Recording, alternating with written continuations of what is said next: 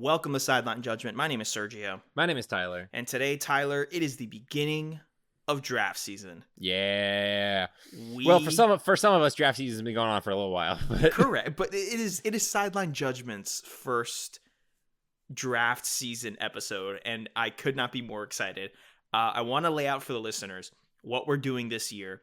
We are going to be having mock drafts every 2 weeks. Every 2 weeks, you will get a brand new mock draft from Tyler and I. We will be bringing on some special guests to do the mock draft with us as well. But we will also be releasing interviews with the fans' perspective of what they want their teams to do in the coming weeks. I know for a fact the first one, Tyler, this is news to you because I forgot to tell you before we started, will be the Atlanta Falcons because I will be bringing one of my best friends, Day. He is a noted Falcons fan. I will be talking to him for 20 to 30 minutes about what he wants to see from the Falcons, his level of optimism, and he's the first interview, Tyler, because he texted me earlier today and said, when am I coming on the podcast to complain about the Falcons? So already off to a great start. Already off to a fantastic start.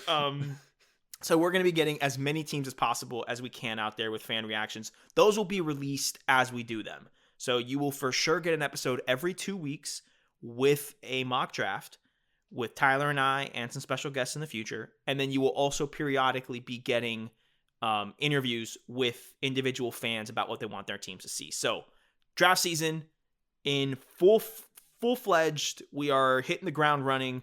We're zooming through this, Tyler. And I think we can go ahead and get started with our draft coverage. But before we do that, on this episode, Tyler, we have some pretty big college football news to talk about. Yeah, pretty big. And that is Gus Malzahn, former Auburn head coach, the man that was paid $10.5 million last month to not coach football, and will be paid another $10.5 million over the course of I don't know how long, but he will get that money from Auburn, is now the head football coach at UCF. Let's just take it in. Let's just take a moment. Breathe this in. Understand it. Understand the comedic genius that could not have foreseen by this hire. Proceed. I would like to say, if you can't beat him, join him.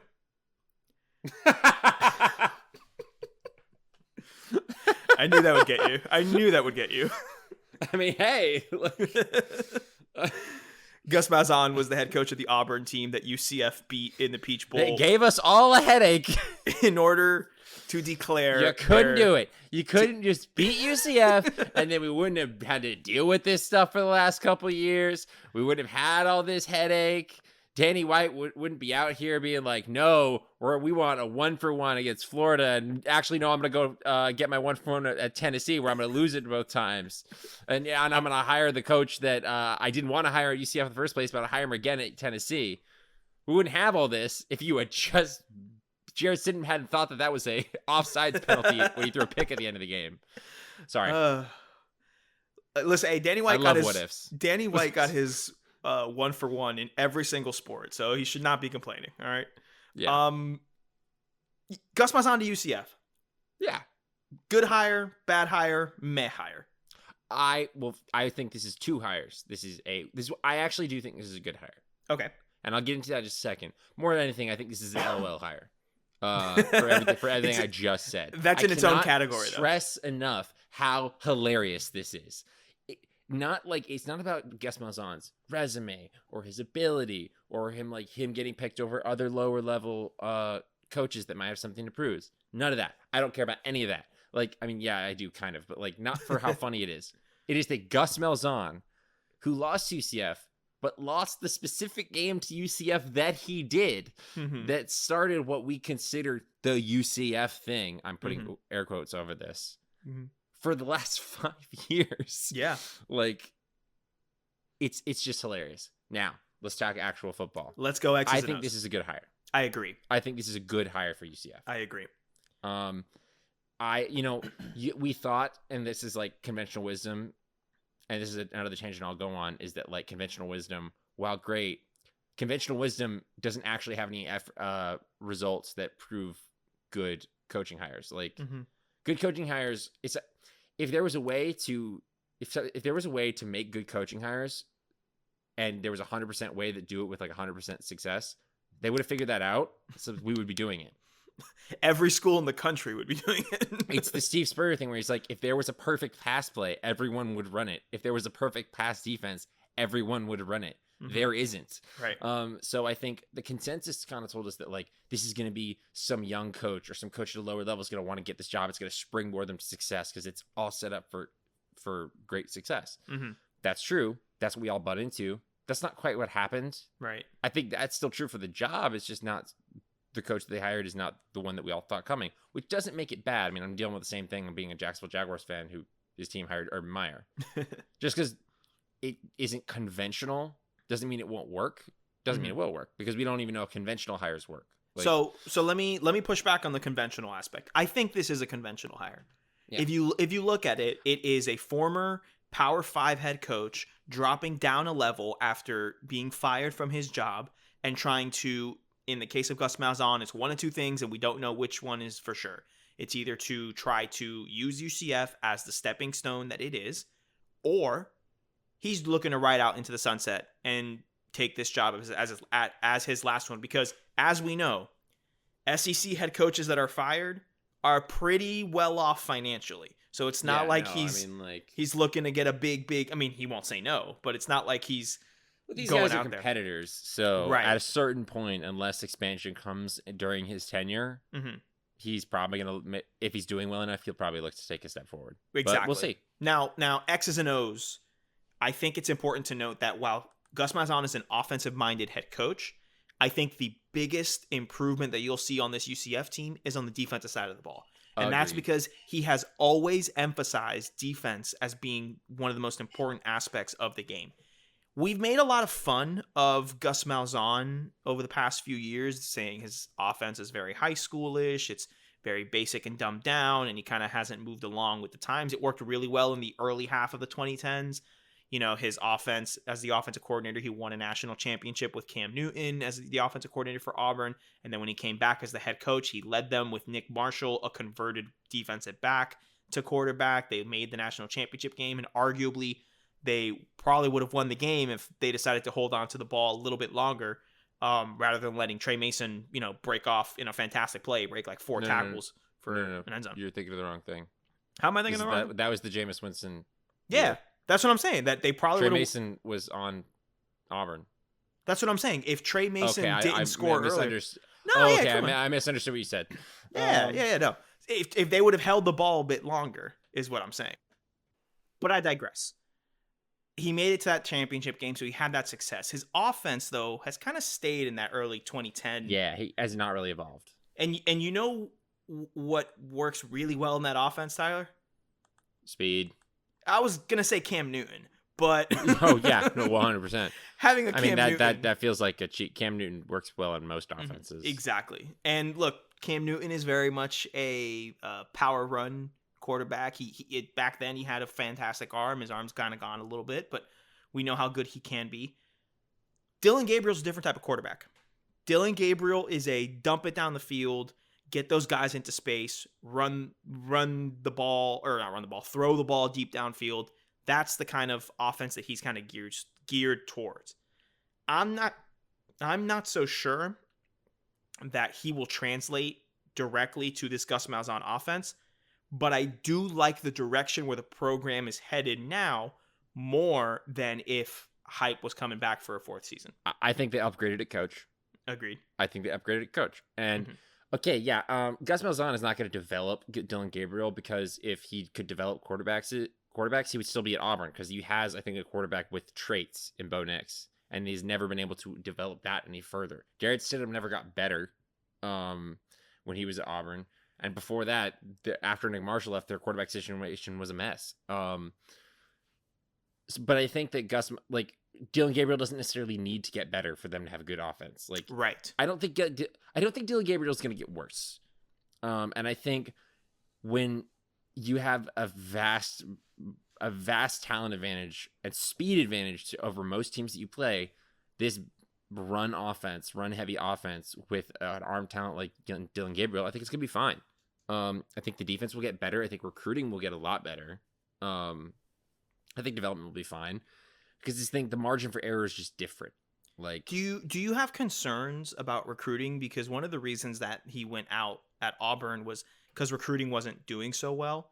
Do you think that because he's dropping down a level and he's not going to be like a good recruiting he's not class? pulling in a top 10 class at UCF. No. But like, but a good recruiting class at UCF, like one of the best could be in the top, I think a top 40. I think top 40 is reasonable absolutely. with the talent in that state. I think this past year they were in the 60s.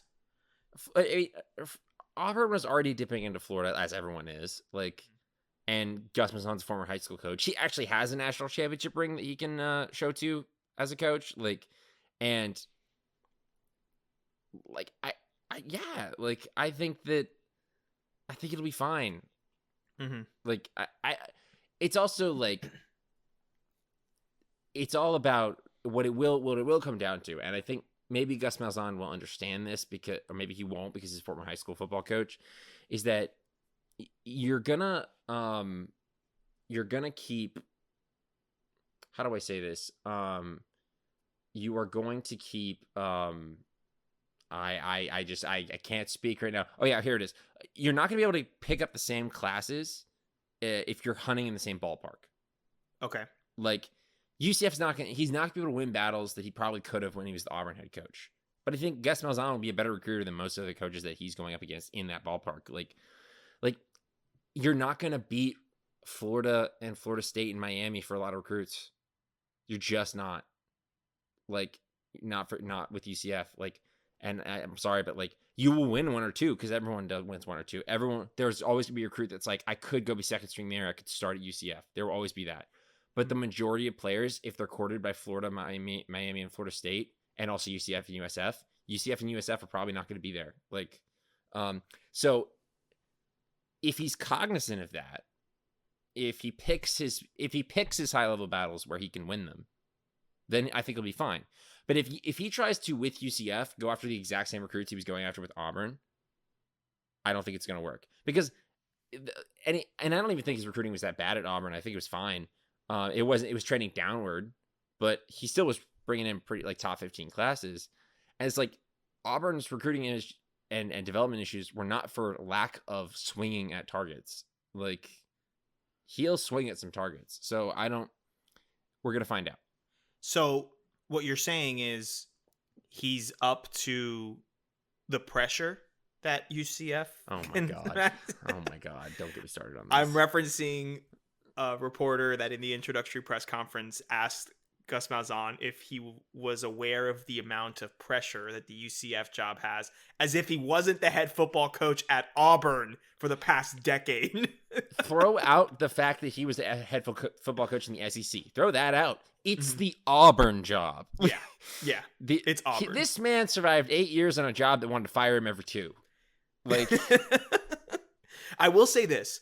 I think it was a valid question while it came off a bit ignorant. It is phrased in a very terrible way, but it isn't. It's because it is a rabid fan base of a certain way, and it's not quite the way that it is at Auburn. Right. It speaks to the intensity that the UCF fans have, which I have one of them in my life that I am emotionally attached to and I love dearly. And I also have a couple other friends that I love dearly, not in the way that I love my girlfriend, but I care about them and we have constant conversations about them. I am deep in the UCF fan circles. I know how they move. They are an intense fan base that expects to be at the highest level that they can. They understand it. That's why there's so much pressure at that job. It is not Auburn because Auburn is Auburn. Take out the conference affiliation. It's the school itself I'm talking about. I 100% agree because the booster craziness at Auburn is way crazier than at UCF. But additionally, I think UCF fans, while I'm certain that they care about the war on I-4 for 100%. I think at Auburn, it's more important you beat Alabama than at UCF that you beat USF. Like, does that make sense? I don't know if you might agree. I don't know if I agree, but let me put it this way. It's also about where those programs are right now. That was where I was getting to it. Yeah, UCF right now. It's like right now, it would be a bit more embarrassing if UCF lost to USF in these past few years or in the next couple because of where the programs are at. It's like if we were to lose to FSU last year if we would have played them, or in that weird transition post Willie Taggart year. You know what I mean? Like, Yeah. Our programs are in such drastic different places that shouldn't even be a question at the moment. So yeah. I will say, mm-hmm. on a separate note, on something else that happened in that press conference. I believe the UCF AD at one point said that they now have the best coach in the state of Florida because of his previous national championship ring that he got as coordinator, which is hilarious because Dan Mullen has 2. And guess what? Jeff Scott at USF has 2 as well. So you might want to walk that one back, Chief. And guess what? Jeff Scott in that, if we're going by that metric alone, Jeff Scott's the best because he has 2 over Nick Saban. You might want to walk back on the whole, my coach has won national titles as a coordinator in regards to other coaches in the state of Florida. if he had said it's because he has the best record against Nick Saban as anyone in the country, facts. I'd be like, facts. Like, can't argue with that. Can't argue with that. Like, I don't know why he just didn't say that. Like, because then you would be because it's not official. Exactly. Okay. Wait. We Pause. all understand this. Like, when has UCF cared about official recognition? That's what I'm saying. Like, who cares? Let's be honest. That's what we're judging it by. How many times can you beat Nick Saban? And Gus Malzahn, for whatever reason, has done it more than anyone. Listen, I just love how UCF is continuing their time-honored tradition of having their athletic director just say absurd things for the sake of their program. I mean, I love respect it, but mad respect. And that's why I could never hate UCF. I love the energy, top 5 fan base in college football. I adore it. Tyler, let's move. Don't laugh. We had this conversation. Why not? That was funny. Because, I thought you were laughing at my assertion that UCF is a top 5 fan base. In terms of the content and what they give us? I don't necessarily disagree. There we go. We can have a top fan bases in the country pod. Well, this is one of those things. It's one of those times where you say it's top 5 fan base, and I couldn't figure out right now what other 4 ones I'd put in there, like just off the top of my head. Like, let's keep going. Let's shift to the NFL. Let's graduate. Let's declare for the draft and move forward. Ooh, there it is. Come on, it was on the tip of my tongue. I just needed a second to get it out. Tyler, it's mock draft time. We're going to go ahead. We're going to run through this first one. 32 teams. The rules are you get 1 pick per team. We will be beginning with, I am starting with the odds. You are taking care of the evens. You have been gracious enough to allow me to make pick number 3 for my Miami Dolphins. I really appreciate it. You're welcome. And first draft, no trades, straight up. Give your pick, explain your pick, and then we can go through it. We'll see how it goes. All right, Tyler? All right. Don't screw this up. I am watching you intently right now. I have the first pick with the number 1 overall pick in the 2021 NFL Draft. The Jacksonville Jaguars select Trevor Lawrence, quarterback out of... We can remain friends. We can remain friends. Quarterback out of Clemson. Yeah. So, Tyler, you are up. Okay, New York Jets at number 2. Oh, doesn't that suck? Isn't that terrible? Go ahead. Would love to pick Trevor Lawrence at this spot, but oh no. Oh, wait. Well, I guess I'll have to settle. Now, important actual debate. Can I pause? I didn't explain the first overall pick because this is one thing. We usually try to have fun with our mock drafts as we go along for have potential thing. No, we will always pick Trevor Lawrence 1. We will not be discussing it. I in particular, not entertaining any other. I won't either. So Tyler, please explain the Jets and what you're going to decision. They are picking 2 because they screwed up and won 2 games. But I love the subtle jabs to the Jets. I am not trying to be subtle.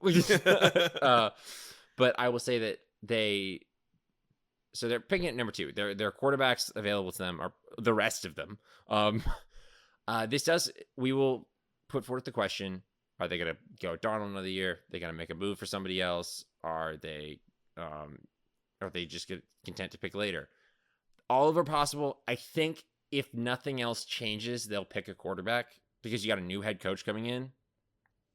And so I think the question is, do you want Zach Wilson or do you want Justin Fields? I think Zach Wilson fits. Zach Wilson, I think, fits more what you might think for a Mike LaFleur, the Mike LaFleur, Kyle Shanahan offense that I think Robert Saleh is going to bring with him. But I still think that Justin Fields is better, and I'm making the pick. So I think that they'll pick Justin Fields, and I hope he does well for them. I respect it. I know how you feel about Justin Fields. I'm aware. I'm very torn on QB2 between Fields and Wilson. And this is, again, our first mock draft, and I need to go back and watch some more film. But just based off of what I have seen, I understand. I probably would have gun to head pick one of the two quarterbacks for the Jets, with Salah bringing over a Kyle Shanahan type mind. I probably would have gone Zach Wilson. But listen, I'm not about to debate Justin Fields is a bad quarterback, because he's not. I like him a lot. Not on this podcast. All right, I get it. I respect it. The Miami Dolphins at 3. Pick 3. Oh boy. First of all, thank you, Bill O'Brien. Second of all, I'm very torn because, as is known, this pick has been rumored to go back to Houston for Deshaun Watson. This is 100% getting traded, in my personal belief. I am pro trade this pick, whether you trade it for Deshaun or whether you trade it to move further back with a team like maybe Carolina at pick 8, with a team like maybe the Eagles at pick 6, with maybe the Panthers. Yeah, Carolina at pick 8. Oh, you just said I'm so stupid. Maybe the Broncos are wanting to move from Drew Lock. I doubt it, but it wouldn't be out of the picture. Maybe the 49ers are like, let's go up and get Zach Wilson. Maybe this is the situation where they're like, oh my gosh, I can go get Zach Wilson. And they do it. You never know. So maybe Minnesota at pick 14. So I'm pro moving back. But for the sake of this argument, for the sake of this exercise in this mock draft, team needs weapons, and once more weapons. We could always improve on the offensive line, and then we could do some stuff with some outside linebackers to shore up that Flores defense. I'm not going to go defensive player here because I have full faith in Flores. I think the debate here, if we stay at 3, is wide receiver or offensive tackle. And if we go offensive tackle, it would have to be Penei Sewell, because he is head and shoulders the best offensive tackle in the class.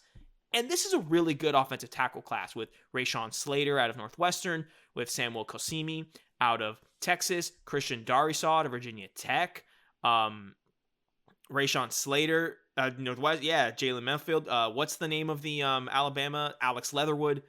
There's some good tackles in this draft. So I think, and then the other option is wide receiver, I think, and you're basically going up between Jamar Chase or Devontae Smith. It's personal preference there.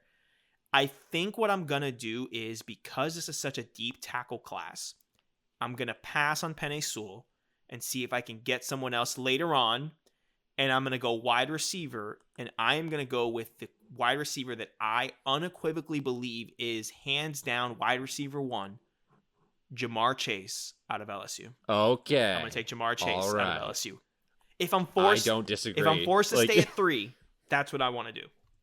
Jamar Chase. I think what you got going there is that, like, Devontae Smith had a Heisman winning season that he absolutely deserved. Absolutely. And I think he'll be really good. But there is the element of the frame and the size that you don't typically see work at the NFL level. And I'm not here saying that it won't work, but things like that, you look at Jamar Chase, who has just as good film and doesn't have that question. And there's a lot of talk about Justin Jefferson last season. Justin Jefferson was wide receiver 2 on that team. Wide receiver 1 was Jamar Chase. And Jamar Chase put up better numbers, being covered more often. And we've seen what Justin Jefferson has done in Minnesota. I think it's a no question that Jamar Chase is the better wide receiver. I want him desperately on my team. I understand the Tua Devontae Smith connection. I hope that my front office and my organization, they've earned my trust, but this would definitely be a blowback if they're like, no, we unequivocally think Devontae Smith is better than Jamar. Red flag there, my guys. Which is why I would love to trade back. Yeah, no, trading back. I think is let the draft come to you. Don't force things. But if I have to pick here at 3, give me Jamar Chase, best wide receiver in the class. And I think a wide receiver 1 for 12, 13 years for the Dolphins. Yeah. All right, the Atlanta Falcons, pick number 4. Woo! This is tough. Are you gonna make Day really mad? I think I am. So okay, I don't think they need another wide receiver. I do think I'm not really 100% sure in their what their offensive line situation is. But I know it's not terrible. Defensively, they need help. But again, what are they doing in regards to their new defensive scheme? Like, I don't know. Mm-hmm. New head coach. You just don't know. Arthur Smith, new head coach. In reality, probably the best pick for them would be Najee Harris, but I'm not doing that at number 4 because that's too much. No. Like, it's like if you're picking fit/need, Najee Harris to the Falcons, 100% needed for what they want to do, perfect. But you can't pick him at 4, in my opinion. Considering one of the top 3 quarterbacks has fallen to you at 4, I'm gonna do it, and I'll hide in my closet afterwards. Zach Wilson to the Falcons. Day is all right. Day don't hate going me. to kill you. He's furious. I can already feel he has it. said quote, and I'm not gonna do it. It's not appropriate. No. It's not appropriate for the pod. I don't know why I was. No, I think, and I still think Matt Ryan's really good. My question was, what do you do with Matt Ryan? If that is the situation, what happens with Matt Ryan? Okay, there's 2 things that you do. Well, okay, if Matt Ryan requests a trade, you give it to him. Like, no question. You give him the Matt Stafford treatment. Yeah, okay. But there's 2, if he still wants to play, there's 2 things you do. Either one, keep him for a little while and just sit Zach Wilson. I think there's nothing wrong with that. Let him learn. 2, you see what you can get out of San Francisco. Because Kyle Shanahan, if he can't get Deshaun Watson or any of the big quarterbacks in the market, he's going to be like, hey, Atlanta, please give me Matt Ryan. What do you want? What do you want? What do you want? Because they're in a window. San Francisco is kind of in a window right now. The Falcons, I don't think, are in a window. I think Matt Ryan will play good long enough for them to get back into a window, like one last shot before he has to retire. I think he's still playing fine. But it's also a matter of, when are you going to be in a situation again where you can pick your quarterback?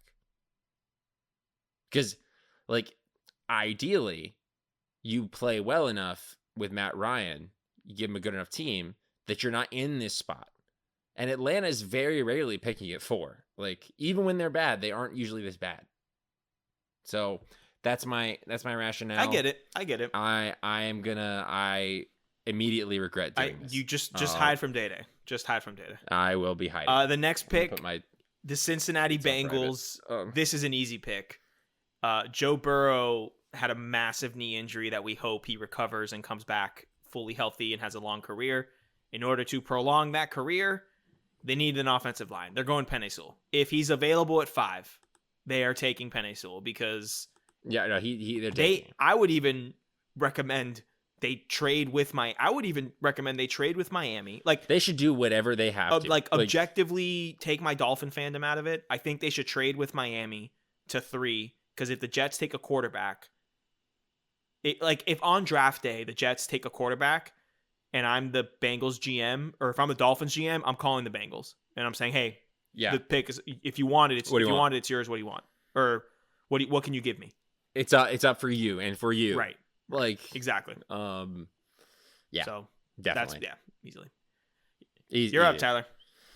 All right, Philadelphia 6. This is harder. I'm not gonna overthink this. I think so. There's just so many holes on this team. There's so many needs. Yes, but what's the hole that they absolutely had last season before all these other holes showed up that they still didn't fill because they overthought it? Wide receiver.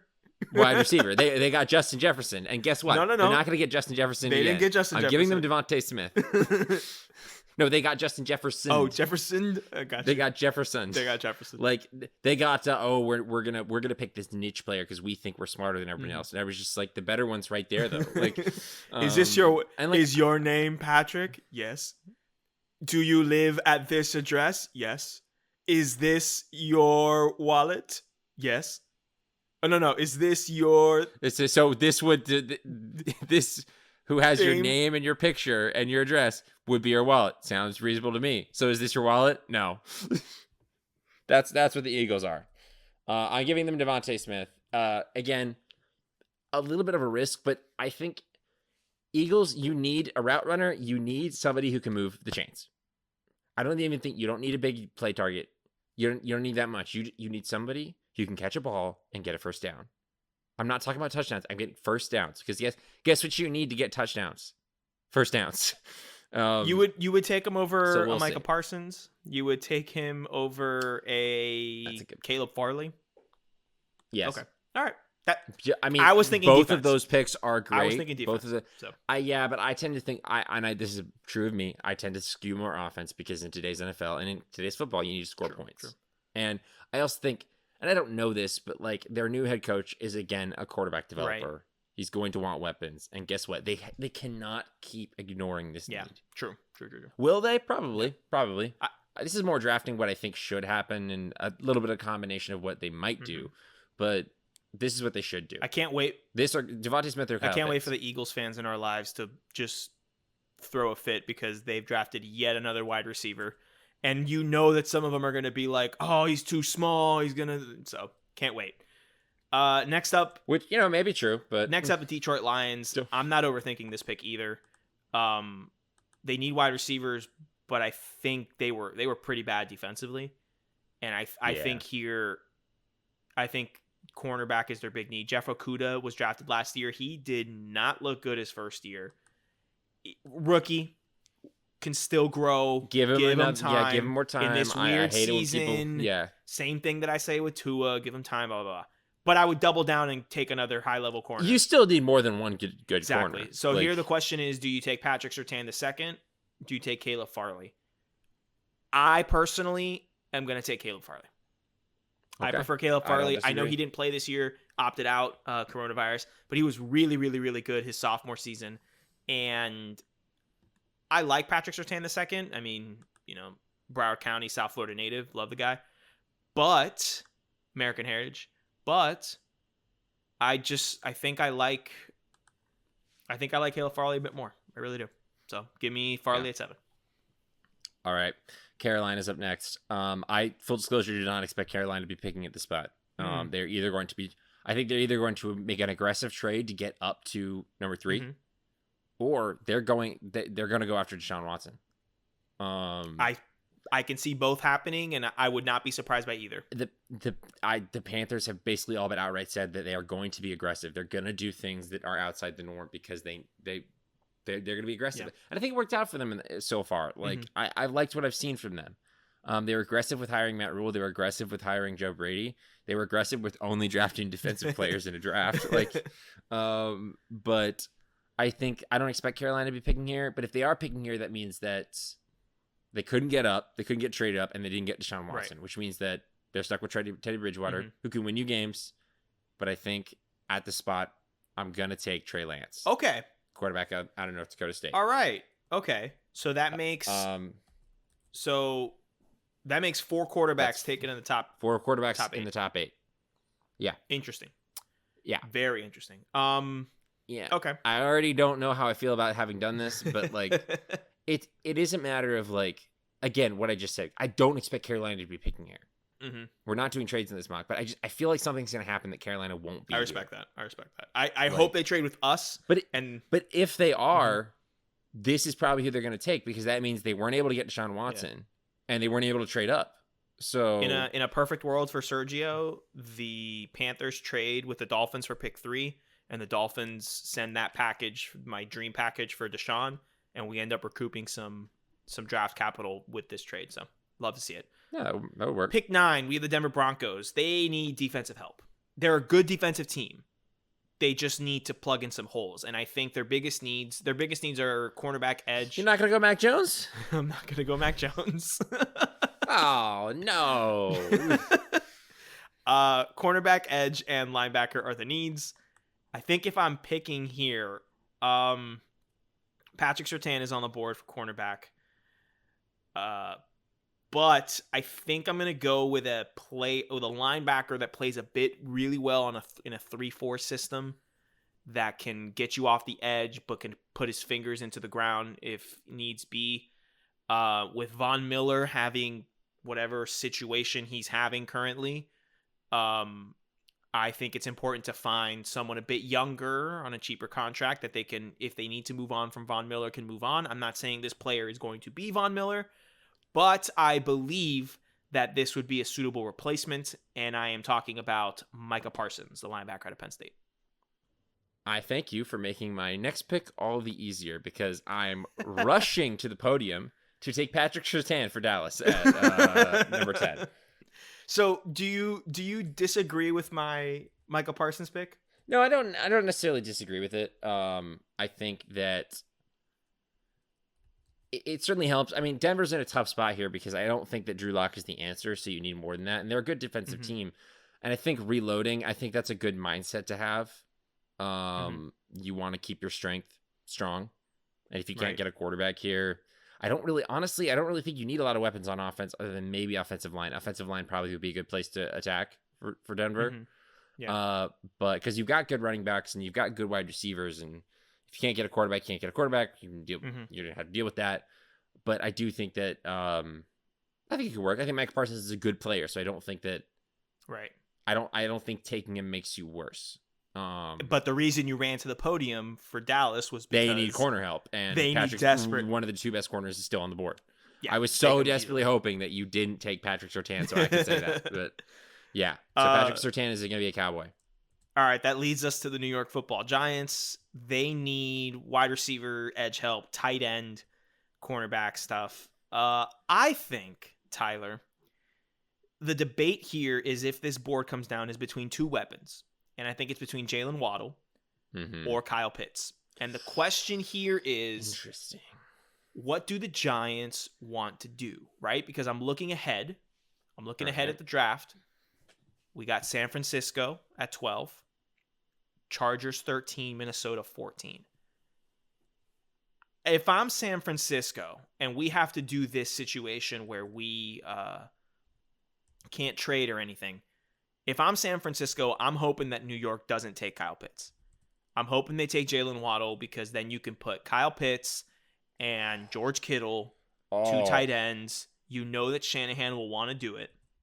That would help their run game even that would help more, their run and game, their pass game. Oh, it'll be fantastic. So good. But I think Kyle Pitts is too good of a talent. To pass up. And I'm gonna put Kyle Pitts in Yankee in New Jersey. Sorry. Hey, whoa! Watch it, sir. Putting our boy up in New York. Listen, all right, it's not that bad, Kyle. All right, it's not horrible. Jeez. Fine. I really wanted to pick him, but for San Francisco. But wouldn't that be awesome though? I know, wouldn't it? As a Gator fan, I would love for him to go to San Francisco. Yeah. Put Kittle and Pitts, bro. It's over. It's over. I'm picking them to make the Super Bowl. It's a wrap. Yeah, no, I think they get their defense healthy again. Come on. Yeah. Okay. So I think for New York, it's a good pick. Listen. I wanted to take Sergio. Wanted to take Waddle because they do need some receiver help.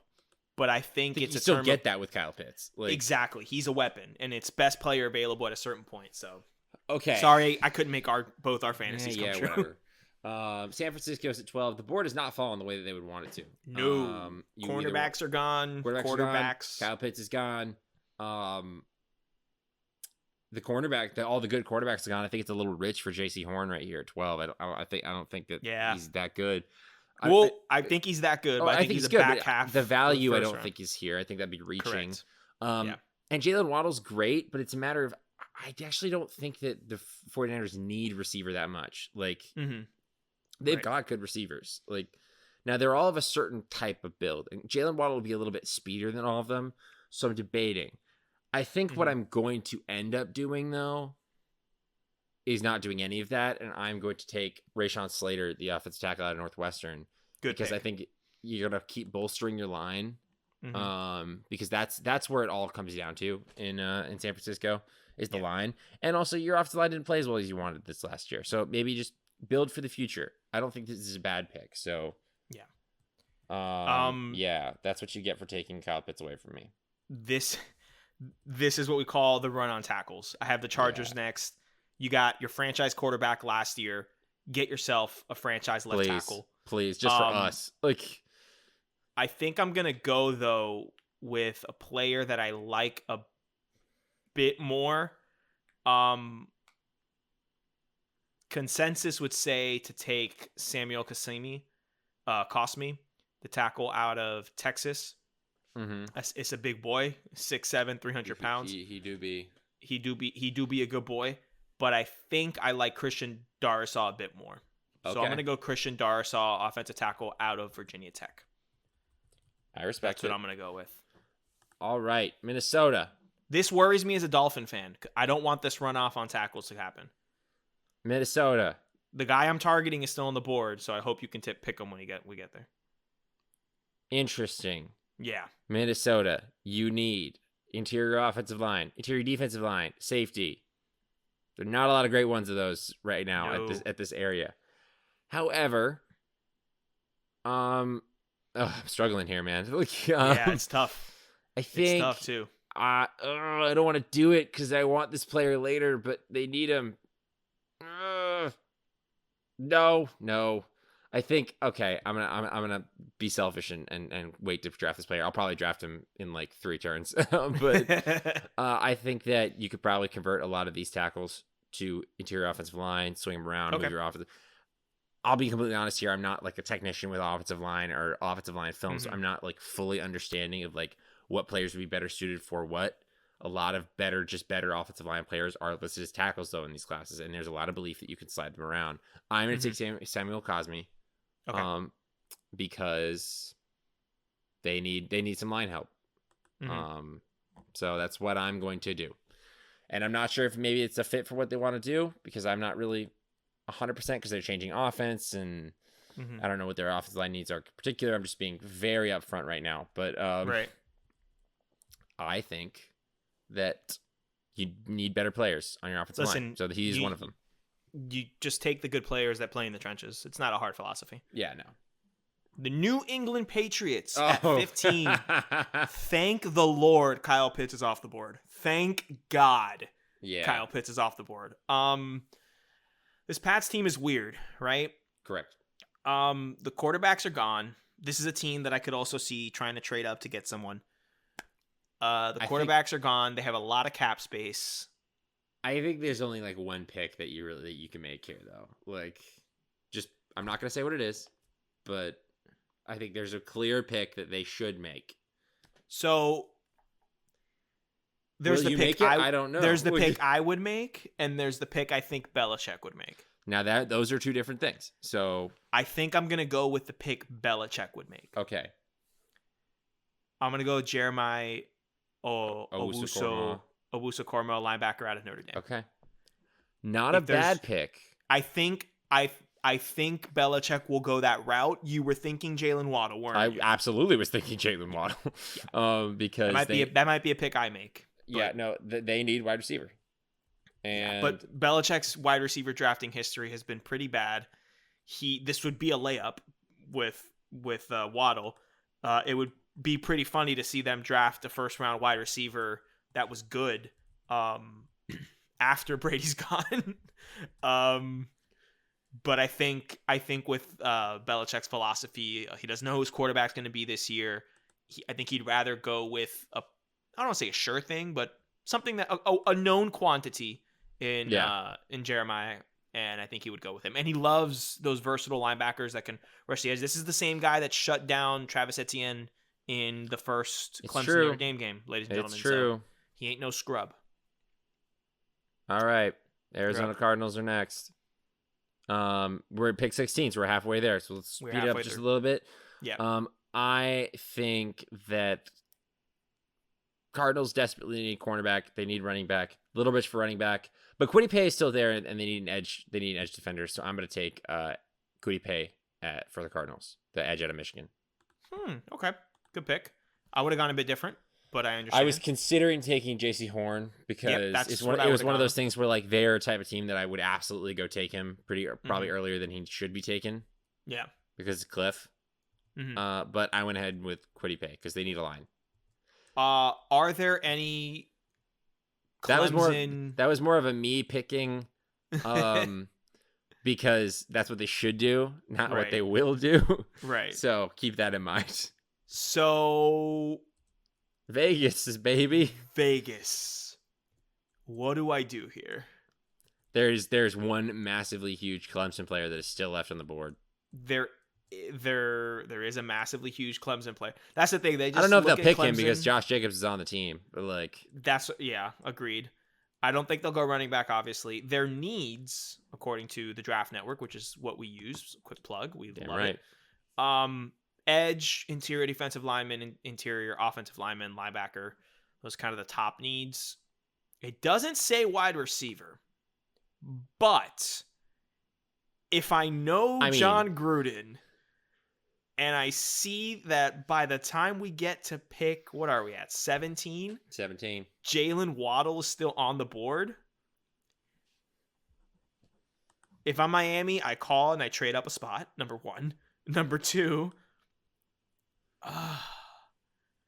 do I go with... I don't know, buddy. Oh, this is so tough. tough. Kwity Paye being here would have been good for you. Yes, this would have been a layup if that was too the case. bad. Well, okay, they have Henry Ruggs. They have Hunter Renfrow. They have Darren Waller. Mm-hmm. If you want Carr to win, if you want to win with Carr, which I think they do, I don't think they're trying to move on from him. I think organization. I think organizationally they are staying put. I think Gruden is trying to move on though. I don't disagree, but the problem is he going to be your quarterback next year? Yes. Then you probably need to surround him with weapons. But they have Ruggs. Aguilar has had a career resurgence. I don't think Waddle is necessary. Okay. Man, you're going to call me a homer and trying to set up Jalen Waddle to Miami. I'm the one who gets to pick Miami, so who knows if I'm going to pick That's true if you pick them. What you going to do? What you going to do? What you going to do? You're on the clock. You're going to seed the round. All right, I'm going to make the Raiders pick. I'm going to take Jalen Waddle. Oh, they did it. Idiot. They are an organization that will do that there. All right. I'm going to stay true to myself and not try to double dip with the wide receiver pool for the Dolphins. I'm about to say, if Jalen Waddle falls to 18, like, yikes.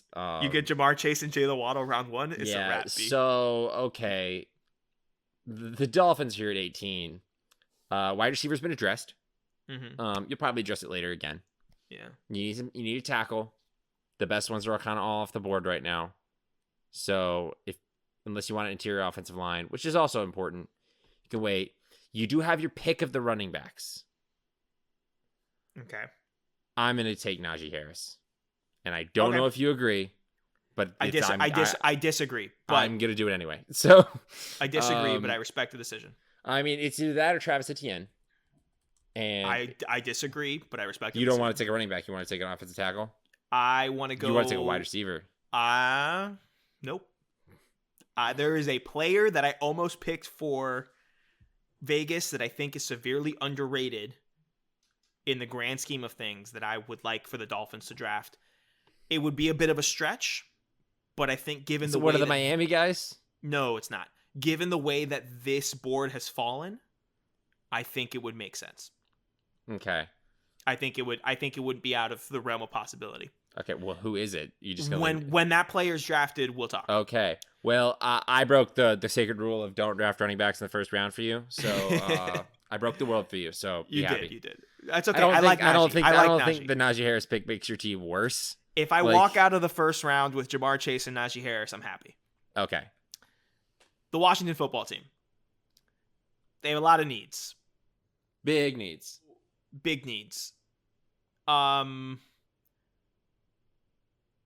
Let me see. Defense looks decent. It's kind of just offensive weapons. Quarterback, offensive tackle, wide receiver. Big quarterbacks are gone. There's no reason for us to go ahead and try to stretch for a Mac Jones, a Kyle Trask. Don't do it. No, I'm not going to do that. Ooh, tackle, wide receiver. I don't like the tackle market currently value-wise. I could look at Ali Javera Tucker, the interior offensive lineman out of USC. He's good. But I'm going to go wide receiver here, and I'm going to go with Rashad Bateman. Ooh, good pick. Because I think pairing McLaurin up with Bateman would be nice for whatever quarterback steps into Washington. So it's important to have wide receivers. Important. All right. Okay, Chicago. Let's just keep it a buck. They won't be picking here. Carson Wentz is going to be traded to them. But if they do, if Carson Wentz is traded to them and they somehow keep this pick, which is what I'm going to now operate under because they're not picking a quarterback, they need just about everything on God's green earth. But I'm going to take wide receiver is listed twice as team needs back to back in the top 5. Yeah, probably because they're not keeping Allen Robinson. Correct. Miami, Jacksonville, come home, come back. We got rid of Tom Coughlin for you. I'm going to take Elijah Vera Tucker, the offensive lineman out of USC. I think that you got a new quarterback. You need to make sure he doesn't fall. And I say this, it hasn't happened yet. I think it's going to happen. But good pick. Elijah Vera Tucker. Colts pick 21. You are not going to like. You are not going to like me for this pick. Quarterback is a need. No. I think that they are in the sweepstakes for. They are in the sweepstakes for Carson Wentz. We'll see how that goes. Tackle, again, we don't like the tackle depth. Cornerback, it's J.C. Horn. Yeah, that's the good pick. It's the smart pick. It's the good pick. Yeah, I'm a fan. Good. I'm a fan. All right. I have the Tennessee Titans. Your beloved Tennessee Titans. Oh, boy. Oh, what do they not need? Oh, God. Their defense was terrible. So what do they need on offense? I'm kidding. I'm actually gonna pick for them. I think Joseph Osai, edge out of Texas, is the right pick here for them. I agree with the position. I disagree with the player. Really? He is a little bit more of the 3-4 linebacker mold as opposed to like the 4-3 that they kind of run.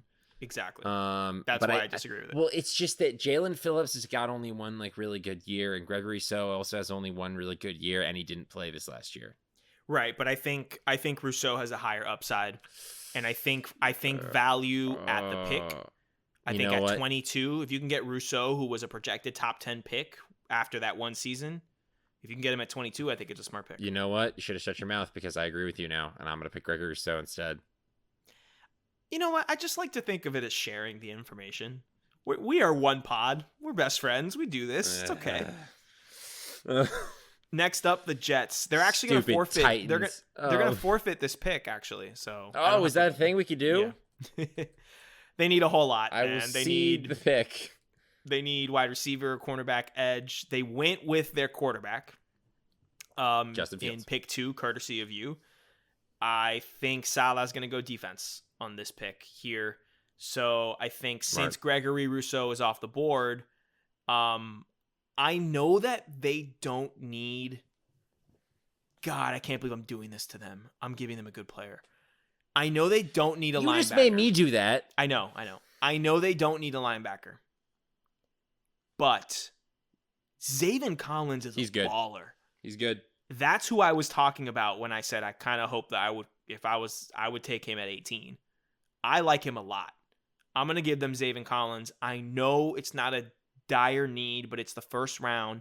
Best player available. Salah, defensive coach, wanting to bring a guy in. Look at you. I think it makes sense. Yeah, whatever. All right, Pittsburgh. Look at us giving our biggest rivals good. Pittsburgh's up next. You signed Dwayne Haskins, so you're not going to pick a quarterback. Doesn't matter if like that's the smart thing to do. That's not what they're going to do. You need offensive tackle. Don't love the tackle situation right now. But I can be convinced. Yeah, actually, look at a couple of these. But you need to tackle bad enough, especially because the Pouncey twins just retired. So Liam Eichenberg from offensive tackle at Notre Dame, come on down. I would go with a different tackle, but that's just too darn bad. Just too darn bad. Pick 25. your Jacksonville Jaguars. All right. I'm not making this hard. I'm going with the tackle that I would have picked. Okay. I'm going with Alex Leatherwood. Do you not like the pick? No, I like the pick. There's just a specific player that I really want that, like, for me personally. Got it. And if they get picked, I will say who it was. If I had this pick, I'd pick them. I don't think Alex Leatherwood is a bad pick at all. So okay. I think the line needs a bit more improvement. Oh, you're absolutely right, because you just picked Trevor Lawrence. I don't want him to get. I need him out of the dirt. I don't want him in the dirt. Correct. Don't let what happened to Joe Burrow happen to Trevor Lawrence. Yeah, no. There's just another player at another position that I think would have been even better. Okay. But cool. Next up. Oh, it's me. Cleveland. Cleveland. Okay, so you actually had a really good year. Props. I genuinely am very happy for the Cleveland faithful and for Baker Mayfield, because I think he played really well at the end of the year. Agreed. You're in a good little window. You need an edge to back up Myles Garrett. I'm going to give you Jalen Phillips out of Miami just because I think he fits better than Joseph Osai. Can't believe that you talked me into this. Good pick. Good pick. Yeah. The Baltimore Ravens. Oof, this is interesting, man, because weapons. They need weapons. They do. They do need weapons. It's not my pick. So Mark Ingram was a healthy scratch for their playoff games. They took J.K. Dobbins this past year, so I think running backs out of the question. They don't need more running backs. Like, they really don't. If Mark Ingram is your healthy scratch, and then you are releasing him and put out a thank you video, and it's Mark Ingram, who is still like a healthy contributor in the league, you don't need more running backs. You need a very specific type of weapon.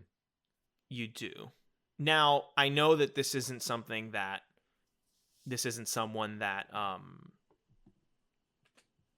they can get because he'll be gone by then, but I think Jamar Chase would be a perfect fit here with them.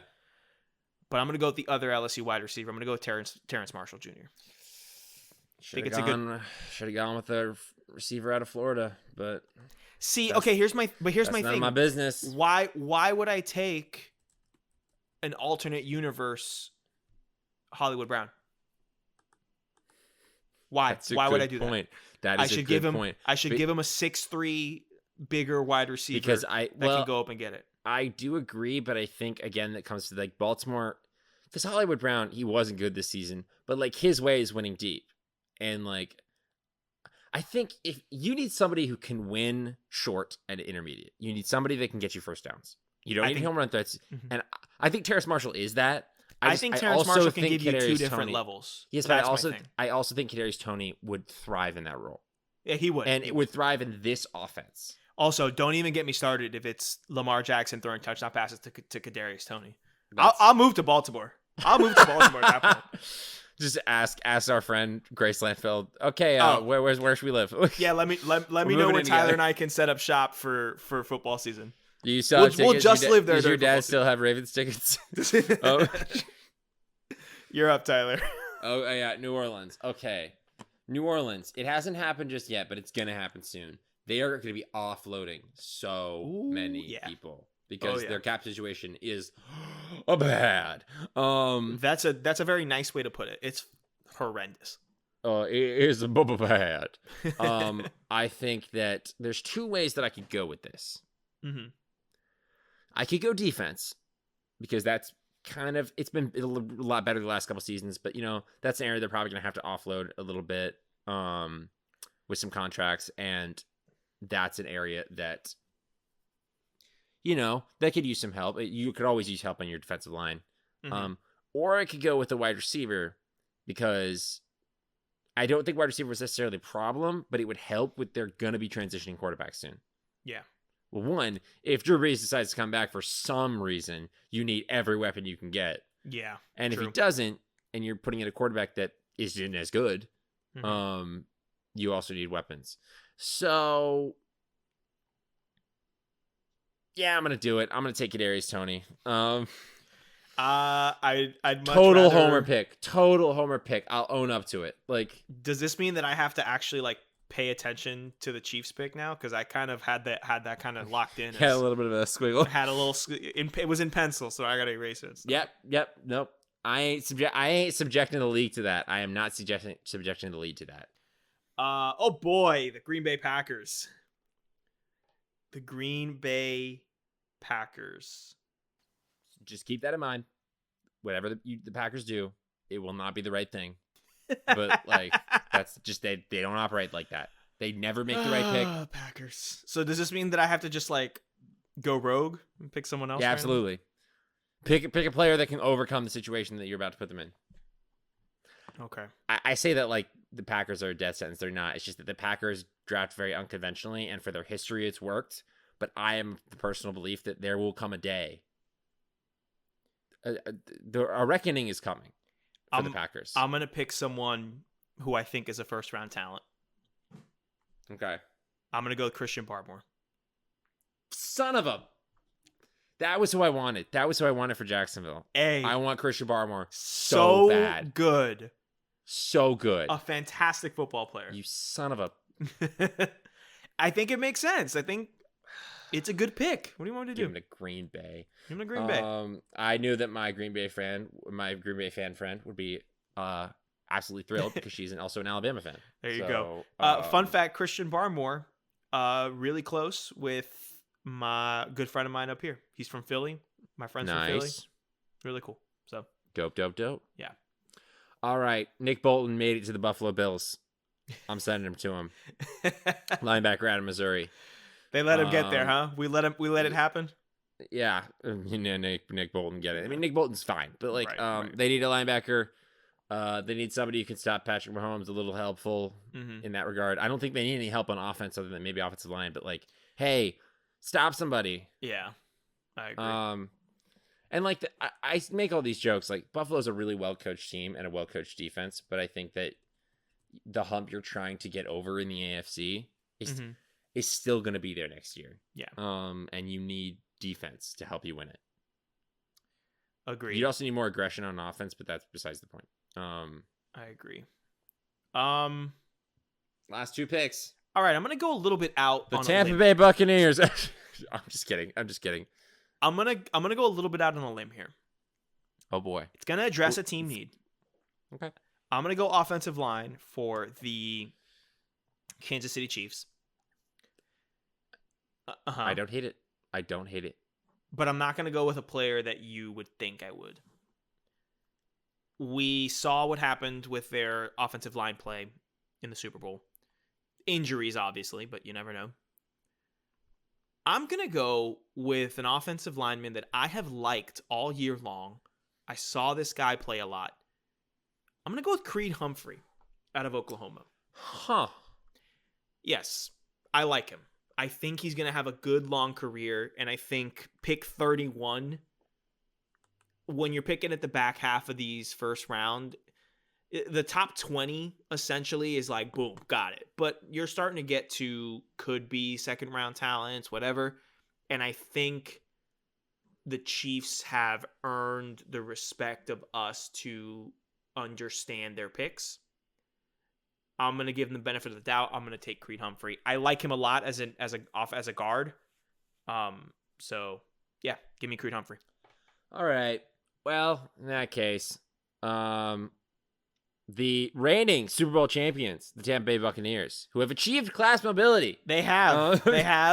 Welcome. They are no longer poor. They are no longer poor. Friend of the pod, Tyler Renfro, is no longer poor. Yeah. I think you and I can both say that one of our favorite things to come out of the Super Bowl was that he unprompted texted our fantasy football group chat, as he's most commonly been known as poor Bucks fan, and then medium income Bucks fan. He said, "I am now 1% Bucks fan. I have achieved class mobility," in all caps. So thank you, Renfro. We love you. And I don't know what you want at this pick. I am very tempted to go running back. I am as well. And you know what? Screw it. It's our podcast. So I'm doing Travis Etienne out of Clemson is going to. Tom Brady is going to. Okay, so this is what's going to happen. This is how it's going to lay out. Mm-hmm. They're going to be thinking what they want to do. 32. They've got all night. All right. Okay. oh, okay, we got these players we don't know. And then right at the last minute, Tom Brady is going to kick down the doors. He's going to have like 6 footballs all like strapped to his side. He's going to hit them all with it and then slam down the pick for Travis Etienne at running back. Because guess what? He needs a running back with hands. They won a Super Bowl and they won a Super Bowl and he didn't have a running back with hands. Playoff Lenny doesn't come with hands. Just want everyone to know. Sorry. Lombardi Lenny can only get you so far. All right. Yeah. Well, that is our mock draft. Quickly, it's Trevor Lawrence 1 to the Jags, Justin Fields to the Jets, Jamar Chase to the Dolphins, Zach Wilson to the Falcons, Penei Sewell to the Bengals, Devontae Smith to the Eagles, Caleb Farley to the Lions, Trey Lance to the Panthers, Micah Parsons to the Broncos, Patrick Surtain II to the Cowboys, Kyle Pitts to the Giants, Rashawn Slater to the 49ers, Christian Darsaw to the Chargers, Samuel Cosmi to the Vikings, Jeremiah Owusu Koromo to the Patriots, Kwity Paye to the Cardinals, Jalen Waddle to the Raiders, Najee Harris to the Dolphins, Rashad Bateman to the Washington football team, Elijah Vera Tucker to the Bears, J.C. Horn to the Colts, Gregory Rousseau to the Titans, Zaven Collins to the Jets, Liam Eschberg to the Steelers, Eichenberg, thank you very much, Alex Leatherwood to the Jags, Jalen Phillips to the Browns, Terrence Marshall Jr. Terrence Marshall Jr. to the Ravens, Kadarius Toney to the Saints, Christian Barmore to the Packers, Nick Bolton to the Bills, Creed Humphrey to the Chiefs, and Travis Etienne Jr. to the Bucks. Tyler, that was mock draft number 1. We did it! Yay! Applausos! Yay! We did it. We made it through it. We'll be back in 2 weeks with another mock draft. Maybe some other potential moments. Some potential players will be taken to different teams. And who knows, Tyler? Maybe we'll be able to go ahead and get some trades in on this next mock draft. We'll see where it goes. Hopefully. We'll see where it goes. Tyler, let's wrap it up with tweets we've shared. What's your favorite tweet that I've sent you? So, okay, gonna be honest. It's not a tweet that you sent me. It's a tweet that our good friend Michael Phillips has sent me. But it's a tweet from the Jaguars official account. Mm-hmm. That is, Twitter, you figured out our cryptic message. If this gets 21,000 retweets, we'll make it happen. Retweet to make teal primary. This comes after like 20 different tweets where the first letter in each tweet spelled out teal is primary. Mm-hmm. The Jaguars are trying to make the teal the new primary jersey, and I am here for it. I love it. We need more retweets, so people get out in the streets, in the Twitter streets, to just this thing and retweet it. As of Tuesday night at 10:45 p.m. Eastern Standard Time, there are 17.6 thousand retweets, mine included. I just retweeted it. Yes, sir. So full in support for that. Tyler, my tweet that you sent me, it's a picture of, I don't know what year this is, but it's the SEC group picture of the coaches at like media days. And okay, here's the thing. Muschamp is the Gators coach. Yeah. Gene Chizik's still at Auburn in this picture. Gene Chizik's at Auburn. Dooley is at Tennessee. Yeah, so this has to be like... Mark Richt is at Georgia. Dude, is that Bobby Petrino is in this picture. Bobby Petrino's in this picture. Holy crap. Look at that. Bobby Petrino and Hugh Freeze are sitting next to each other. The irony. The irony of this photo. Steve Spurrier still at South Carolina. And that's pretty sure that's James Franklin. I was gonna say that's James Franklin from his Vanderbilt times. Dan Mullen looks like an 8-year-old. Dan Mullen looks so out of place. Looks so bad. So specifically out of place. Will Muschamp looks like Will Muschamp. He's wearing like a black leather jacket. Wearing a leather jacket. Gene Chizik is actually wearing a Letterman jacket. Literally wearing a Letterman. Les Miles doesn't look real. He doesn't look like he's there. Nick Saban is standing off to the side like, I can't believe I have to associate myself with these people. I gotta say, the person who looks the absolute best in this entire photo, who do you think it is? Person that looks the best in this...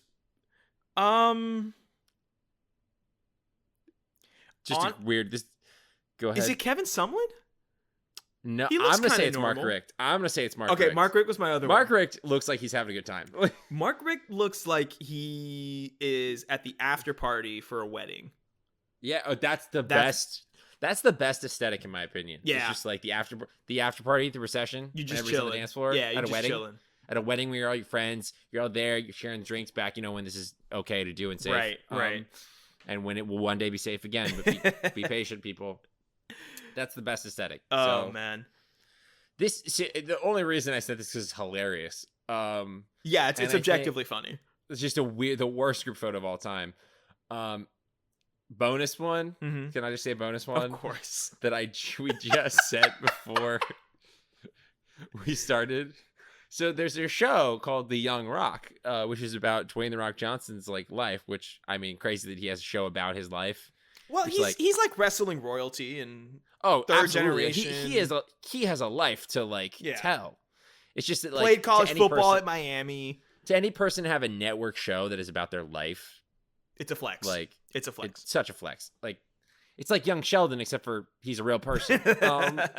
But The Young Rock, in it, there's a scene where he goes to Miami to play college football, and they hired a guy to be Ed Orgeron, who was his defensive line coach at Miami at the time. Yeah, who does a great Ed Orgeron impression. Like, I'm here for it. But the funniest thing to me is that they put this on network television, and there's going to be so many people that watch this show just because it's about Dwayne The Rock Johnson, not giving a crap about college football, and are going to be convinced that this man is not a real person, is that he is some sort of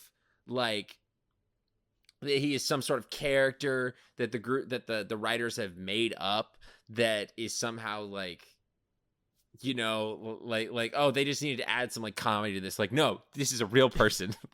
and he like tries to do the voice. He's like, yeah, I do Dwayne, I do Dwayne, I do that. And I have a feeling people are going to be like, what kind of character choice is that? It's like, oh no, that's a real human being. An accurate one. It's actually a good choice. And I was actually very impressed with it. I was as well. I was just like, oh my gosh. God, and it's funny because he like goes. I feel like I have to watch this show. And the now. guy that plays The Rock goes out of his way to say, "Oh, hey, Coach Orgeron," and so you know it's Coach. You know. And he looks a little bit like him. He's not. He doesn't have the weird Ed Orr discoloration. Not yet. Well, that's years of Coach O being in the sun. This is like the 80s. Late 80s. Late 80s. Yeah. Ay. All right. Well. Anyway. Those are tweets that we've shared. I'm glad that we could do this mock draft. I'm glad we could talk about Gus Malzahn to UCF. And I'm glad that we'll be back next week, or in 2 weeks, with another mock draft. In the meantime, you will get the Atlanta Falcons interview with some other interviews. My friend Dede, and you'll get some other interviews as well. So that's the first one that you'll hear. The other ones are coming as well. Tyler, anything else you want to say before we sign off? Dede, please be nice to me. I was just doing what I thought would be the best interest of you. I don't actually think it's going to happen. And if it does happen, if you do pick a quarterback, I hope it's Justin Fields. All right, bye. This has been another episode of Sideline Judgement. My name is Sergio. My name is Tyler. And we are not biased, but for Day-Day's sake, anyone but Zach Wilson. Anyone but Zach Wilson. Day-Day 2021.